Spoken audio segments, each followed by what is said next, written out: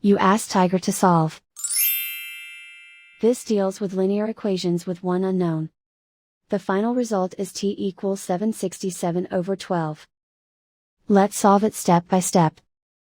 Group all constants on the right side of the equation. Add 2/3 to both sides. Combine the fractions. Combine the numerators. Reduce the zero numerator. Simplify the arithmetic. Find the lowest common denominator. Multiply the denominators. Multiply the numerators.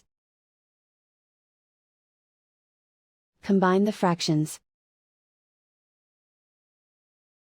Combine the numerators. And so the final result is t equals 767/12.